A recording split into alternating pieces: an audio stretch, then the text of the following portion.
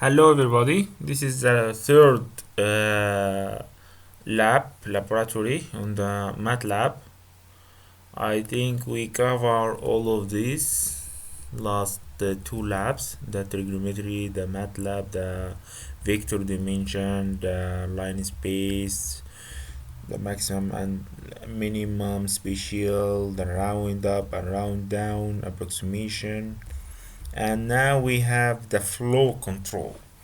Everything we take it before, it is about the normal or the variable itself, and how to work with data and how to work with then the variables, how to make the operations on and functions on the variable or matrices.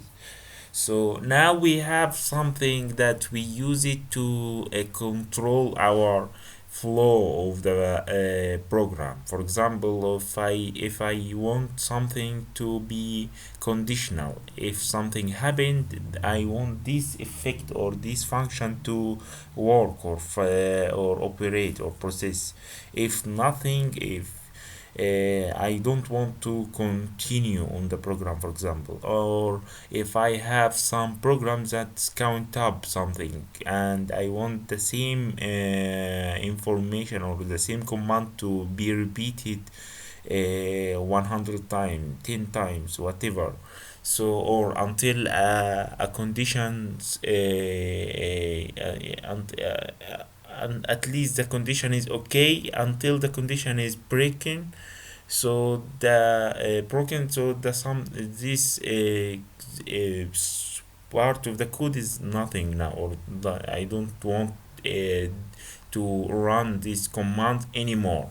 Okay, I hope you understand that the flow control function from other programming language, because it's the same, actually the same controlling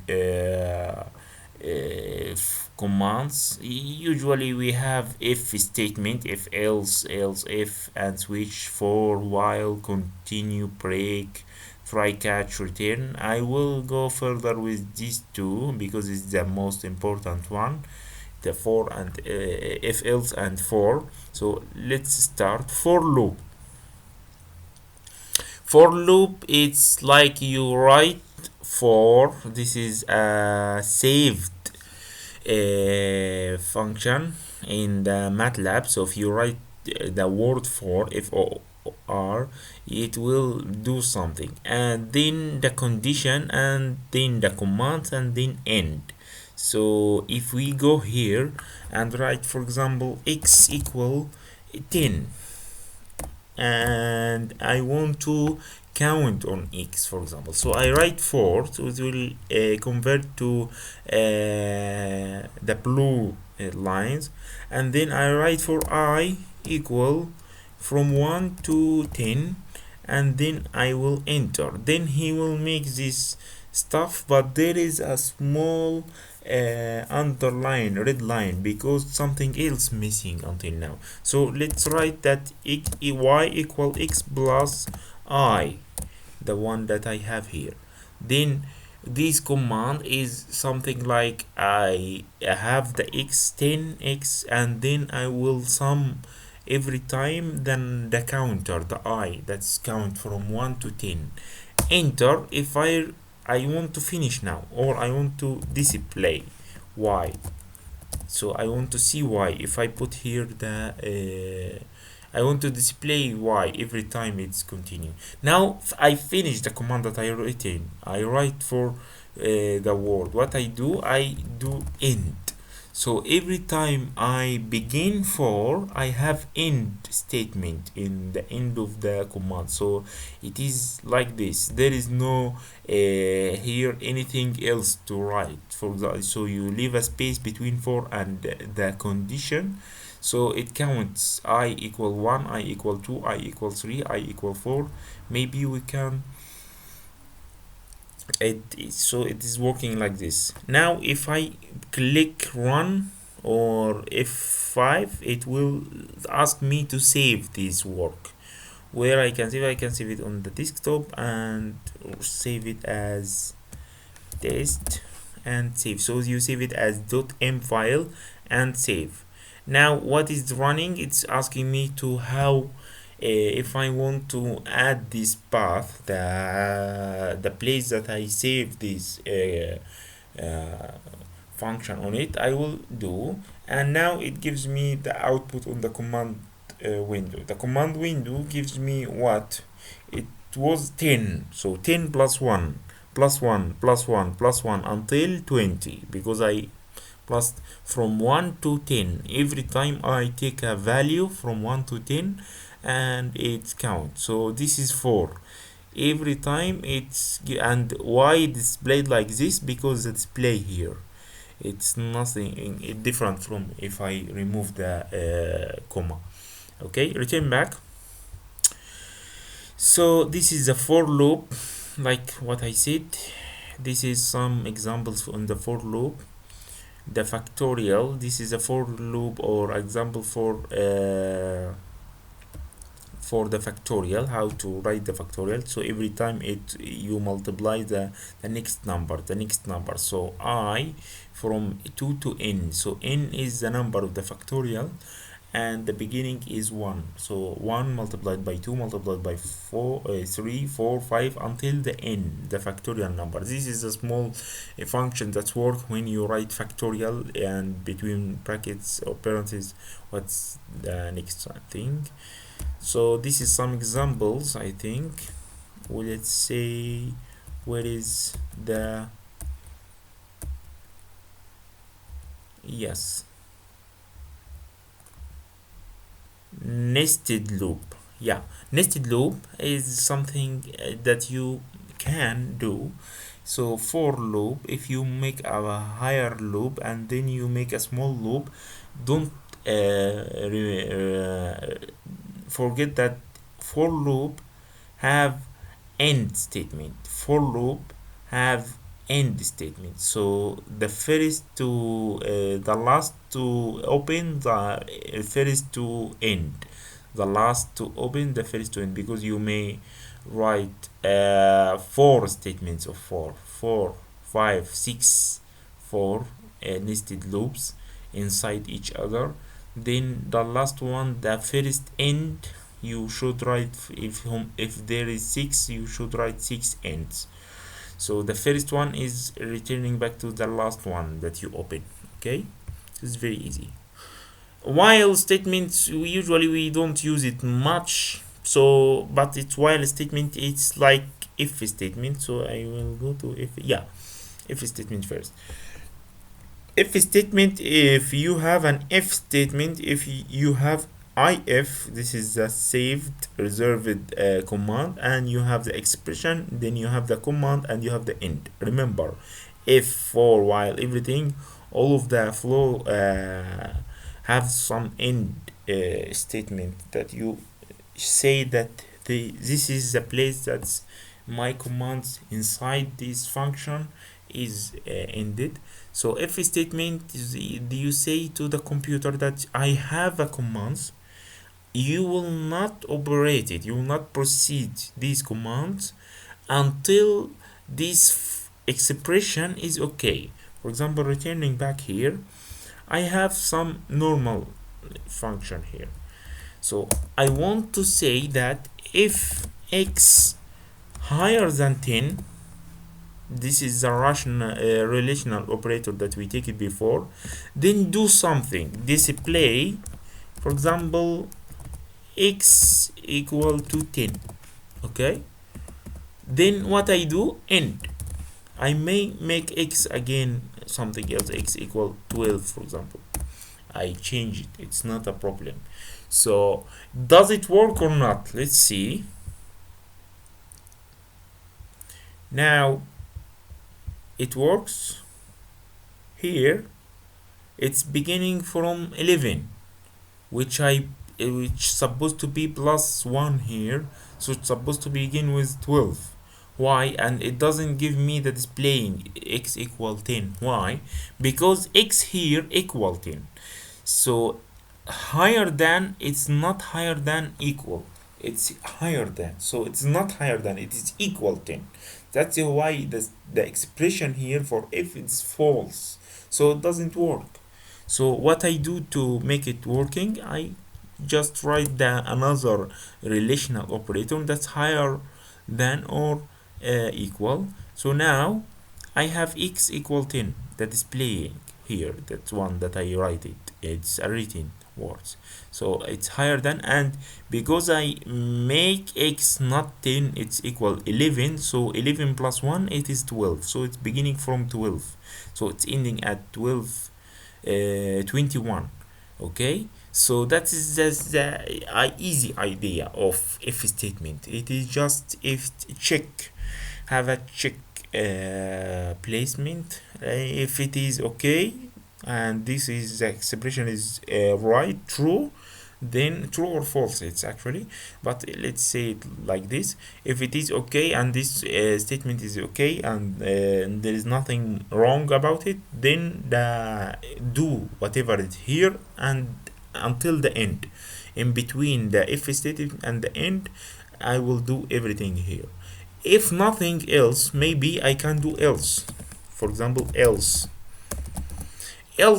it gives me, if this statement is not okay, for example that one that we removed equal here, do else, do something else. I may not specify it, but I have the option to specify it. This is, for example, I now have an information about x, that is x is not higher than 10, so it is might be x less than or equal 10. Yes, so I do it between brackets, so I have an information. I will inform the user or inform myself in the output that x is not higher than 10. It might be equal or less than 10, and maybe I give x equal 0 maybe. So if I run again, then it will give me yes, it's because it's not higher, it is 10, and we check this statement that is false, so he will skip, he will go to else, he will display, he will do whatever here and make x change the value. In x it's 0, so it will begin from 0 plus 1, so it's 1 2 3 4 5 6 until the end. Okay, now there is something else. Maybe I want to check multiple statements, multiple expressions. For example, I want to check if it is x is not higher than 10. I want to check if it is 9, if it is equal 10. So else if is, you can write it as much as you can. So if else if, it is another statement, maybe x equal 10, 20 maybe. And this if it is okay, then I have information about x. Now I will just write it here. Now it is equal 10, 20. Maybe I write another one, else if. I have another else if x equal 10. Now maybe I don't know the information about x, so I may check what is here. So I just write it equal 10. Yes, now I put two else if. I can put tens, hundreds, whatever you want it, you can put it. Also, if you can write a nested if, so if statement from the beginning to the end and another inside nested if inside the beginning, the first if. Okay, now else, the difference between else and if else if is that else and else if you have if here, so you're supposed to write an expression, but else you don't have an expression, you don't have to check anything. He will check this one, okay, he will do that and he will go to the end. Everything else he will not be checked. But if this is not okay, if this is not okay, if this is not okay, he will do that. So if all of this expression is not okay, is not true, it's false, so he will not do anything inside them and he will do else. whatever it is. So the else is have a forever or unconditional something. It is like you do it for if all of nothing happened. For usually we use it for errors. For example, I want to check everything else. So here, if I run it, what it do? See, it will go here, nothing. It's false, false. It will go here. See this one, x equal 10. And what is the value of x? The value of x is 10. It changed here? No. It changed here? It just displayed. It doesn't change. It changed here? No, I didn't go here. So it is still 10, and here 10 plus 1 is 12, 11, 12, 13. So this is the idea of f and for. Now the conditions and expression is clear now for while. While it is like if statement, but while is like loop and if statement, a combination of them. So while have a expression that's while this expression is okay, x equal 10 for example, do that and returning back and do it again and return back and do it again, check again, check again, check again, maybe forever. It's like a loop like for, but for have a limited expression. It is from I, it count I from 1 2 3 4 5 6 7 8 10. When 10 reaches it 10 iteration, and then it will stop, and after end statement of this for, it will work to see what's happening after. But while it will do repeated again and again and again, and because the expression is okay, maybe the expression is broken at some time or at some while in the code, and maybe not, it will not be broken, and this is what giving you some errors that your computer working, and it doesn't give you anything because there is a loop that's a closed loop. We call it a closed loop. There is a closed loop that's the computer or the program go inside this closed loop, and it can't get rid of it. It can't get outside this loop, the locked loop. So usually we put an expression that is countable, that we know for sure that our computer or the program will go outside. It will break in some time after some number of iterations. Okay. Now, but I usually we don't like this one here, while x less than or equal 15. Do that here. He changed the value of x. He start with 3 multiplied by 2, it is 6 multiplied by 2, it is 16. So when he will check the number, it is okay, so it is will not be a problem. So he will go outside. Okay, this is the else statement, else if statement. There is some examples here. Yeah, there is here something else to know, the input out, the input function. The input function ask you to give me some information, because you might write a code for somebody else. For example, I want to write a code to another body, because this is a command programming.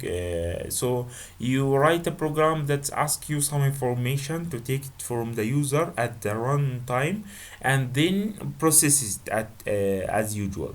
Okay, so it is like taking some inputs, process it, and giving you some outputs. Okay, now this is a display or the roots of equation. This is an examples.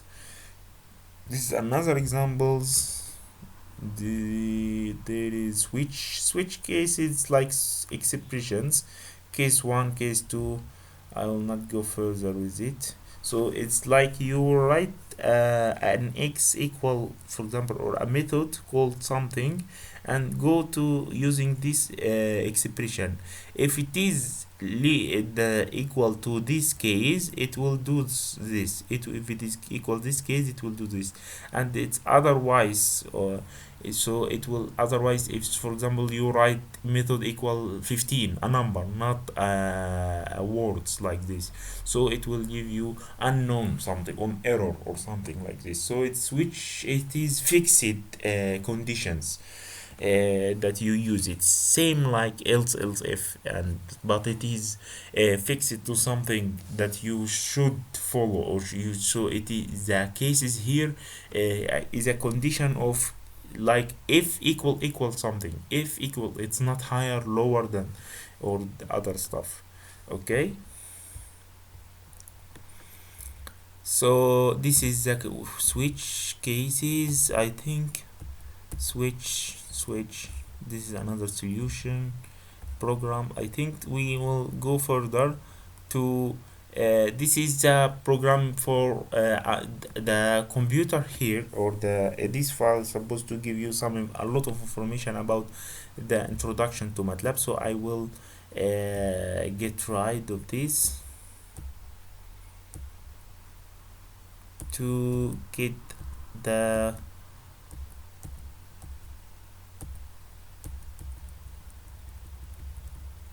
graphics. Yes, this is a lot of things that I will speak about. The graphics, all the codes, or all the input and output that we work with it until now, it's shown up in the command window. Here it's shown up in the command window. What about if I want to draw it on the drawing? So to draw something, you will use this plot drawing. So if we write this this command, so see here, this command will show up, for example CLC, and clear all that what we take before. So he write t equals 0, I think, and 2 by over 15, and 2 by, yes, by, and finished 2 by 2 multiplied by. Now he gave me the command for what, for the this is like a linear vector, for it's going up from 0, and by is pi function 3.142 and whatever, and over 15 to 2 by, so it's like a linear condition. And now he want to plot t as the x-axis and sine of x, or sine of t at the y-axis. So if we write plot and we write t sine t, and let's see what's happening in this figure 1.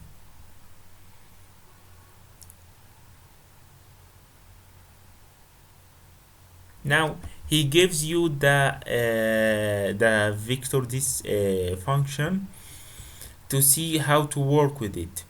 Yeah, so this is the output, this is the normal output of this function that I write before. This is the normal output, and here the plot function give me this figure.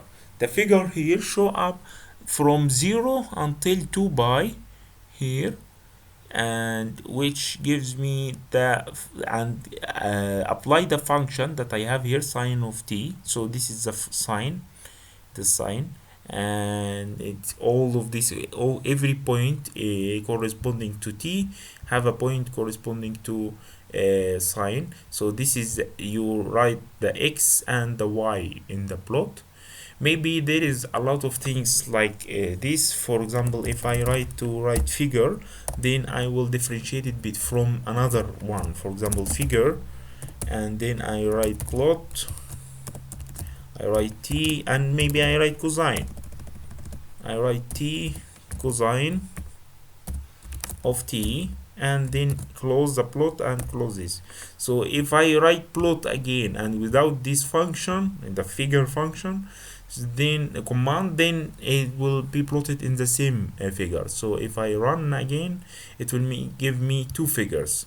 But now I see a figure, 2 figure, but I don't know where is where is the sine, where is the cosine? I know from before that this is the sine wave and this is the cosine wave, but I want to write some information here on the axis. So you can write some information on the axis like title. You will write here, yeah, a title for this figure. So this is sine wave, and here maybe you can write a title cosine wave. So maybe also there is some if you write or draw something on something, see here,